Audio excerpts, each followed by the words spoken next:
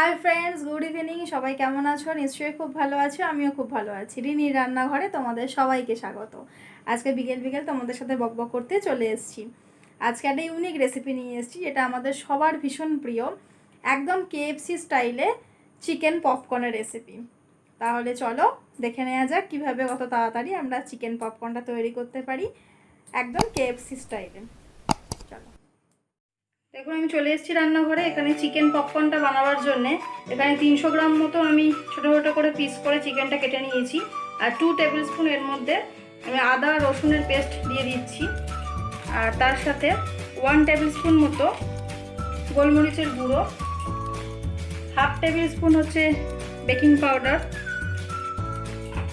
আর 1 table spoon সোয়া sauce.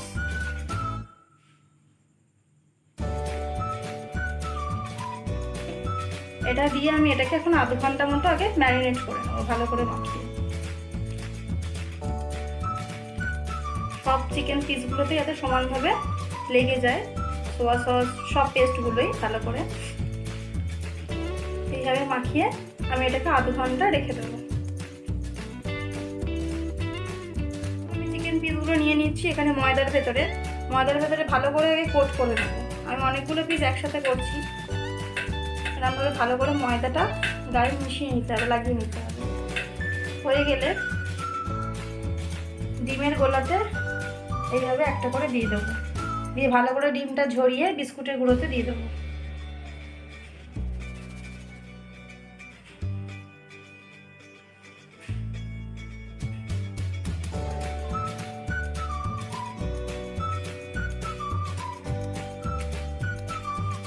দিয়ে এইভাবে বিস্কুটের গুঁড়োতে ভালো করে কোট করে নেবো, যাতে কোনো জায়গায় ডিম না দেখা যায় বা ফাঁকা না থাকে, টোটালটা পুরো কভার করে যায়।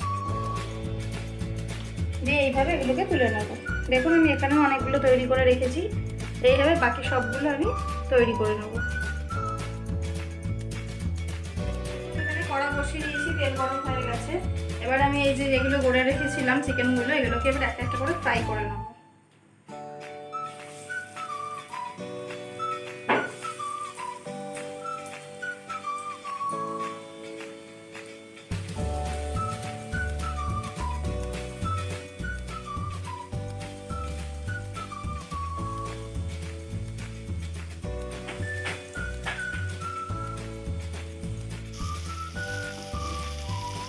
দেখুন এটা মোটামুটি হয়ে এসছে, আর একটু লাল হবে, আমি তুলে নেবো। যারা অল্প ভাজা খান তারা এই টাইমেই তুলে নিতে পারেন।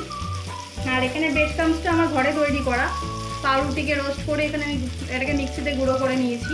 ফ্রিজে রেখে দিয়েছিলাম 2-3 দিন, কড়মড়ে হয়ে গেছিলো, তারপরে আমি রোস্ট করে নিয়েছি।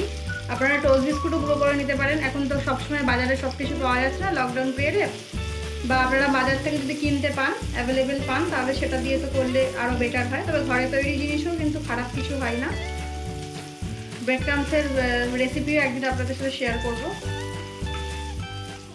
ব্রাউন হয়ে গেছে কালারটা, আমি এবারে এটাকে তুলে নেব।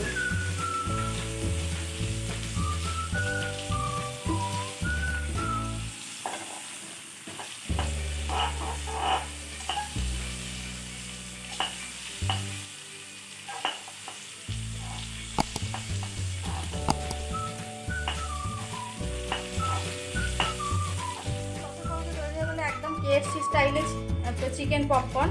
ভালো লাগলে আপনারাও বাড়িতে ট্রাই করবেন, পরিচিতদের সাথে শেয়ার করবেন, লাইক করবেন, আমার চ্যানেলটাকে সাবস্ক্রাইব করবেন, পাশে থাকা বেল আইকনটাকে প্রেস করে দেবেন। সবাই ভালো থাকবেন, সুস্থ থাকবেন, সাবধানে থাকবেন। আজকে এতটুকুই, টাটা।